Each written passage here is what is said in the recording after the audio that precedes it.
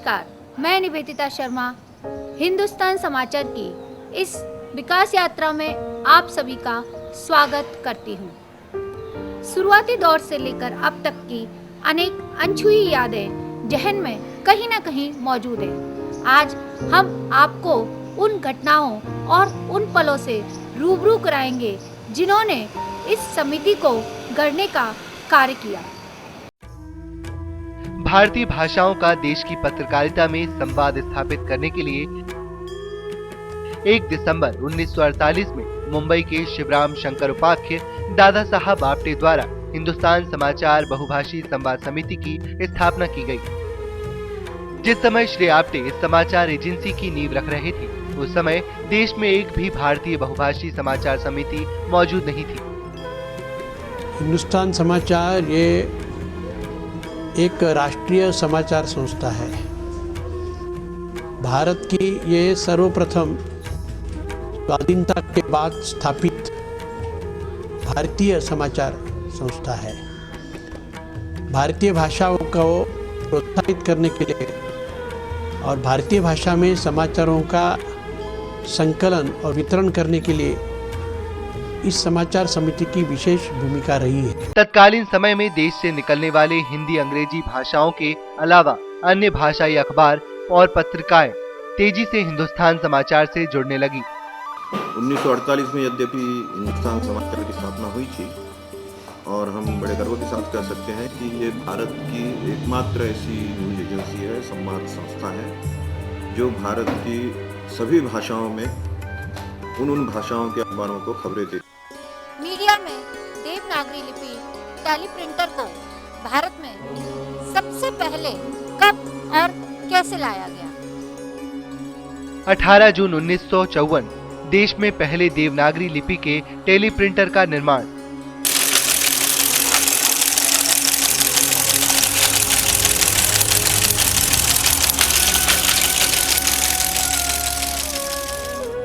इसे स्थापित करने का श्रेय भी हिंदुस्तान समाचार को ही जाता है। समाचार ही था जिसने पहली बार देवनागरी लिपि में टेलीप्रिंटर का उपयोग किया था और उसका उद्घाटन शायद जगजीवन राम जी ने या उसको जी ने किया। मध्य प्रदेश के जबलपुर टेलीग्राफ वर्कशॉप में निर्माण के बाद दिल्ली में जगजीवन राम और पटना में पुरुषोत्तम दास टंडन द्वारा इसका उद्घाटन किया गया। श्री आप्टे ने 1958 में समाचार एजेंसी का पंजीयन कोऑपरेटिव एक्ट के तहत कराया। ये हमारा सौभाग्य है और बड़े गर्व से मैं ये कह सकता हूं कि सहकारिता के क्षेत्र में केवल इस देश में नहीं बल्कि पूरे विश्व में हमारी भागीदारी एक अद्वितीय उदाहरण। आखिरकार वह कौन से राजनेता और विद्वान थे जिन्होंने हिंदुस्तान समाचार की इस विकास यात्रा को गढ़ने में अपना योगदान दिया? एजेंसी को भारत के पहले राष्ट्रपति डॉक्टर राजेंद्र प्रसाद शर्मा, पंडित गोविंद बल्लभ पंत, डॉक्टर राम मनोहर लोहिया, रफी अहमद किदवई, लोकनायक जयप्रकाश नारायण, संत प्रभुदत्त ब्रह्मचारी, पंडित दीनदयाल उपाध्याय, लाल बहादुर शास्त्री, यशवंत राव चौहान जैसे राजनेताओं एवं विद्वानों का सहयोग मिला। देश भर में आकाशवाणी से हिंदुस्तान समाचार से प्राप्त खबरें प्रसारित होने लगी। ये आकाशवाणी है। भारत में चीन की अवैध घुसपैठ की खबर का खुलासा सबसे पहले कब और किसने किया? एक तरफ विकास की ओर बढ़ता भारत,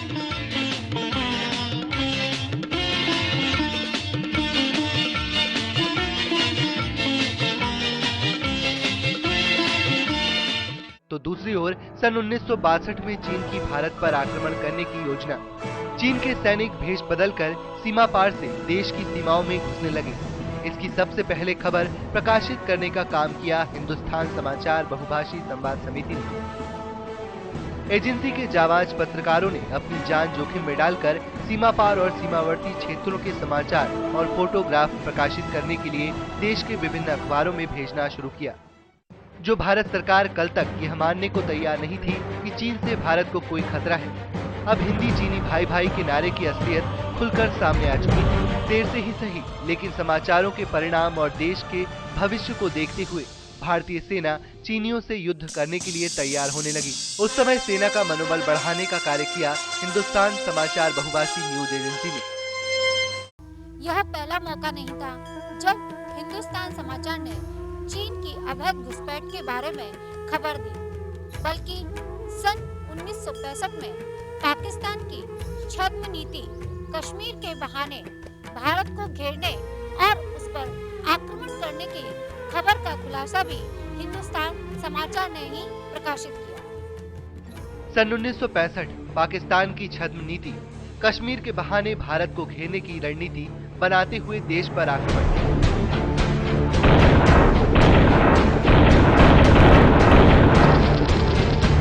उस समय हिंदुस्तान समाचार के पत्रकारों ने युद्ध रिपोर्टिंग कर जहां देश के लोगों को उत्साहित किया, वहीं सेना का मनोबल बढ़ाने के साथ पाकिस्तानियों की आगामी तैयारियों के बारे में पहले से पुख्ता जानकारी मुहैया कराई, जिसका लाभ सभी देशवासियों को हुआ। सन 1971 में जब पाकिस्तान ने भारत से अपने पूर्वी क्षेत्र, जो बाद में स्वतंत्र बांग्लादेश के रूप में विश्व मानचित्र पर उभरा, उसके बहाने भारत से एक बार फिर से सामरिक लड़ाई लड़ी, लेकिन इस बार भी उसे मुंह की खानी पड़ी। Pakistan eastern command, lieutenant general Jagjit Singh Arora, GOC in command of the Indian and Bangladesh forces in the Eastern Theater, accepted the surrender. इस समय भी देश की मीडिया में समाचार प्रेषण के स्तर पर हिंदुस्तान समाचार बहुभाषी संवाद समिति ने अपने राष्ट्रीय दायित्व का निर्वाह किया। गुवाहाटी में जाने के बाद मुझे गुवाहाटी, शिलांग और आसपास के क्षेत्रों में जाने का अवसर मिला, और उसी समय पाकिस्तान ने युद्ध शुरू कर दिया बांग्लादेश वार के नाम से। हम लोगों को वहाँ की सरकार सीमा तक ले जाती थी, और बांग्लादेश युद्ध का जो कवरेज था वो हमने गुवाहाटी और शिलांग में रह करके किया था।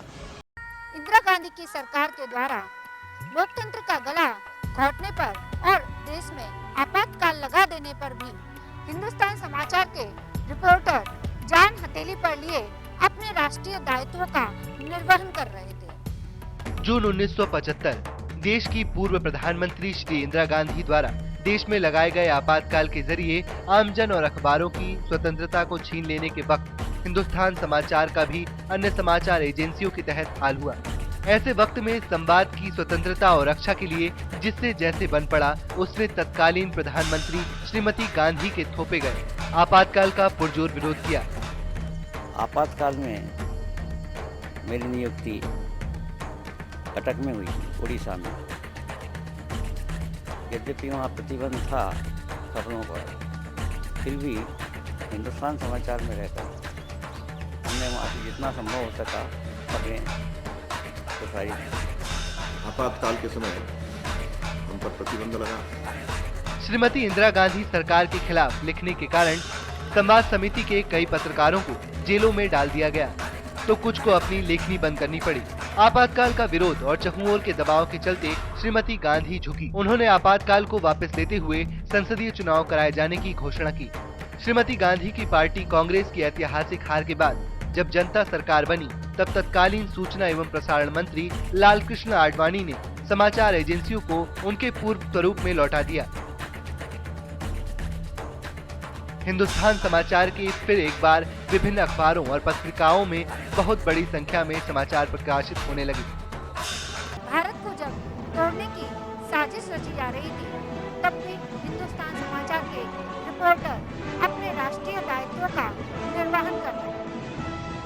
इसी बीच देश में अलग होने के लिए पंजाब, हरियाणा में चरमपंथियों ने अपनी आवाज उठाई। आतंक के भूते देश विभाजित कर खालिस्तान का निर्माण उनकी योजनाओं का हिस्सा था। बेगुनाहों की हत्या, दिन में मंडराता मौत का भय 80 के दशक में आम बातें थी। ऐसे समय में हिंदुस्तान समाचार के पत्रकारों ने बड़ी मुस्तैदी के साथ समाचार प्रेषण का कार्य किया। समय पर पुख्ता समाचार प्राप्त होने से राज्य और केंद्र सरकार सचेत रही। आखिरकार भिंडरवाले की हत्या के साथ 1984 में यह आंदोलन समाप्त हो गया। इसके अलावा ग्रामीण कृषि विज्ञान, उद्योग व्यापार विकास, पर्यावरण, पर्यटन, खेल, महिला, ज्योतिष, फैशन, कला, संस्कृति, विदेश, राजनीति, साहित्य, धर्म, आध्यात्म जैसे अनेक विषय हैं जिन पर हिंदुस्तान संवाद समिति अपनी शुरुआत के पहले दिन से ही निरंतर समाचार प्रसारित कर रही है। हिंदुस्तान समाचार की विकास यात्रा में कुछ पल ऐसे भी आए जिन्होंने समूचे मीडिया जगत को हिलाकर रख दिया। देश की सबसे बड़ी न्यूज एजेंसी को अचानक बंद करने का फरमान जारी कर दिया। जैसा कि कई बार देखा गया है, अच्छे कार्य भी कई बार किन्हीं कारणों से बंद हो जाते हैं। ऐसा ही कुछ संवाद समिति के साथ होने जा रहा था। इस पर संकट भी बहुत आए, क्योंकि हर देश में राष्ट्र विरोधी शक्तियां सक्रिय रहती है, अपने देश में भी है। उन्होंने हमें काफी परेशान किया। हिंदुस्तान समाचार के संघर्ष का दौर शुरू हो गया। केंद्र की सरकार ने एजेंसी को बंद करने की ठानी। 1982 में कोऑपरेटिव एक्ट के तहत पंजीकृत इस समाचार समिति में सरकार ने अपना प्रशासनिक अधिकारी नियुक्त कर दिया, जिसके 3 वर्ष के कार्यकाल में संवाद समिति पर लाखों रुपए का कर चढ़ा। 1982 से लेकर 85 तक सरकार के पास ये संवाद समिति रही, जिसमें सरकार इसको रिवाइव नहीं कर पाई और निरंतर हमको घाटा देती रही। जब एक पार्लियामेंट के लिखित क्वेश्चन में सरकार ने स्वीकार किया, इस दौरान संवाद समिति को 60 लाख रुपए से ऊपर का वित्तीय घाटा हुआ है। देश भर में इसकी तीखी प्रतिक्रिया हुई। मार्च 1986 में कोऑपरेटिव सोसाइटी पंजीयन रजिस्ट्रार ने इसे घाटे में चलने का बहाना कर बंद करने का फरमान सुनाया। इस आपात की स्थिति में सोसाइटी रजिस्ट्रार के आदेश के खिलाफ हिंदुस्तान समाचार संवाद समिति के अंशकालीन सदस्यों ने दिल्ली उच्च न्यायालय में याचिका दायर की। वह इस मामले को लेकर उच्चतम न्यायालय तक गए। आखिरकार सत्य की जीत हुई। 1997 में हिंदुस्तान समाचार के पक्ष में उच्च न्यायालय ने फैसला सुनाया। बुरे वक्त में हिंदुस्तान समाचार का काम अवरुद्ध हुआ, किंतु रुका नहीं, क्योंकि समाचार एजेंसी के पत्रकारों ने हार नहीं मानी थी। उन्होंने अपने स्तर पर देश के हित में पत्रकारिता करने का संकल्प जो लिया था। 18 वर्ष तक हमारे कार्यकर्ता, उन्होंने 18 वर्ष तक केस लड़ी और 2000 में हम केस जीते।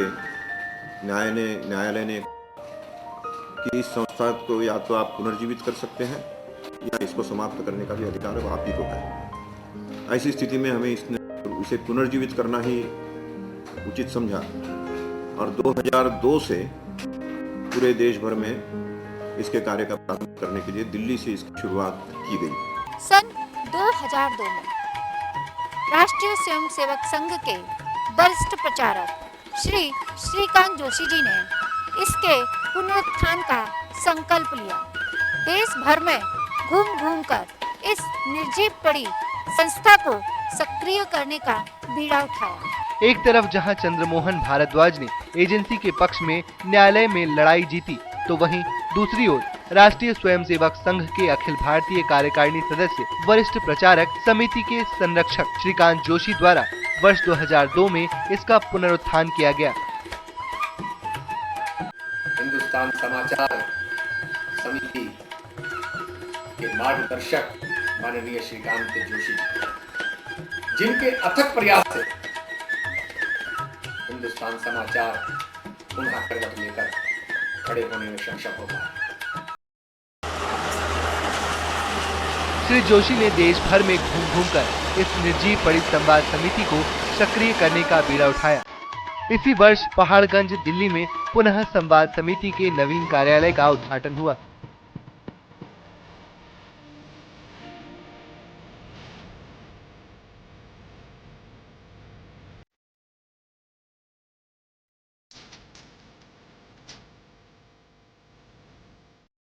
एक समय ऐसा भी आया जब 400 से ज्यादा अखबार, पत्रिकाएं एवं वेब पोर्टल संवाद समिति की सेवाएं लेने लगे। स्मारिका का प्रकाशन और हिंदी में वेबसाइट पर न्यूज अपलोड करने के साथ ही हिंदुस्तान समाचार की समाचार सेवा प्रारंभ हो गई।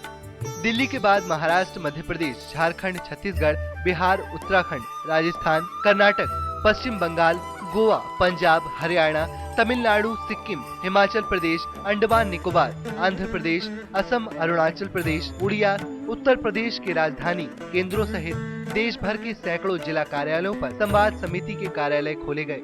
भारत के बाहर नेपाल, थाईलैंड आदि देशों में भी संवाद समिति के कार्यालय खुले। जिसके परिणाम स्वरूप एक के बाद एक 400 से ज्यादा अखबार पत्रिकाएं, वेब पोर्टल संवाद समिति की फिर से सेवाएं लेने लगे।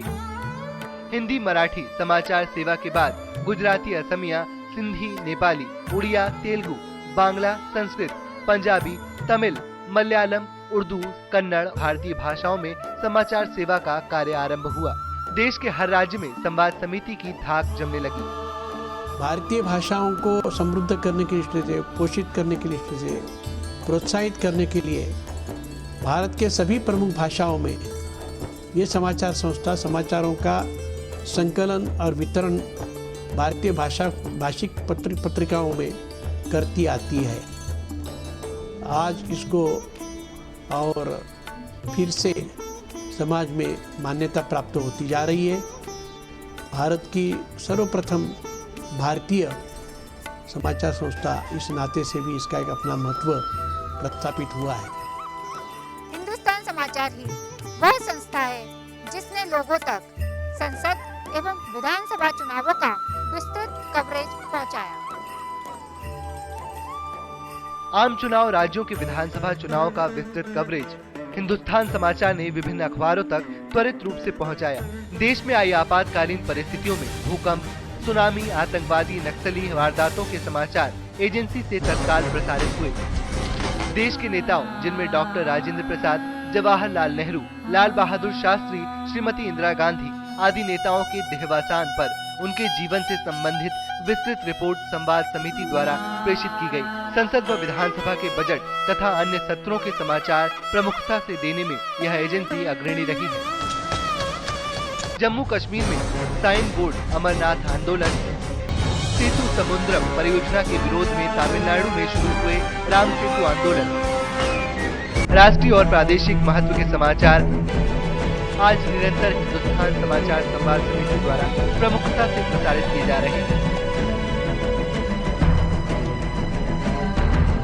भारतीय स्रोतों से प्राप्त समाचार और भारतीयों द्वारा प्राप्त स्रोतों से प्राप्त समाचारों को संप्रेषित करके हिंदुस्तान समाचार समिति ने भारतीय पत्रकारिता के इतिहास में जो नया अध्याय शुरू किया है और उसमें अपना इतिहास शुरू करने की है। मैं समझता हूँ उस तक अभी और कोई मीडिया या कोई एजेंसी या कोई और इस प्रकार की संस्था उसको छू नहीं सकती। आज समाचार एजेंसी की युवा पत्रकार टोली देश भर में अपने चतुर्थ स्तंभ होने का एहसास आम जनता, ब्यूरोक्रेसी और राजनेताओं को कराने में पूरी तरह से सक्षम है।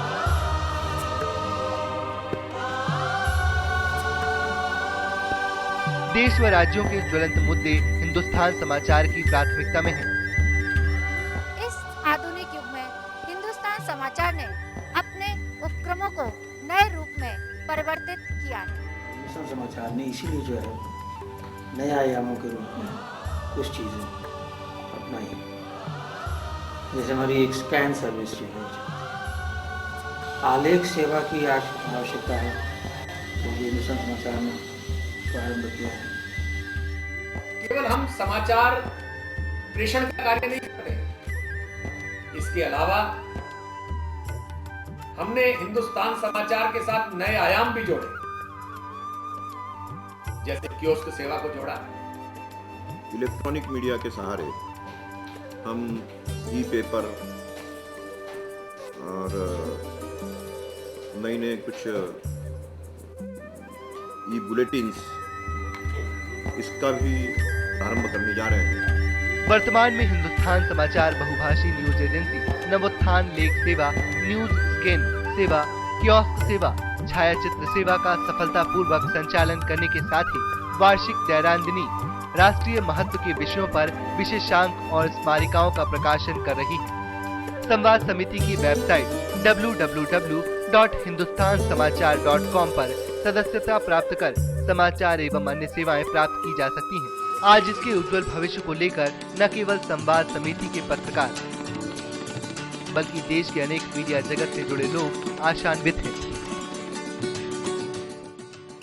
अभी जो वर्तमान में काम हो रहा है पिछले 8-10 वर्षों में जो इसकी व्यापकता हुई है, इसमें जो विकास हुआ है, इसमें काम करने वाले पत्रकारों की संख्या बढ़ी है, वो अपने आप में बड़ा एक सुंदर कार्य है और उससे प्रसन्नता होती है। मुझे लगता है कि इसमें अधिक लोग काम करें, अधिक संवाददाता काम करें, अधिक डेस्क पे काम करने वाले काम करें, अधिक न्यूज़ मैनेजमेंट वाले काम करें और इसमें अच्छे ट्रांसलेटर्स हों, अन्य भाषाओं भी जो भाषाएं अभी नहीं हुई हैं उनका भी इसमें समावेश हो।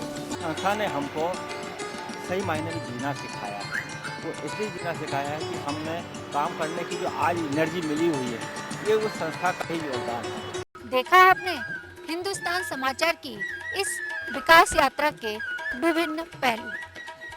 सन 1948 से लेकर अब तक के हिंदुस्तान समाचार बहुभाषी संवाद समिति का सफर कैसा रहा?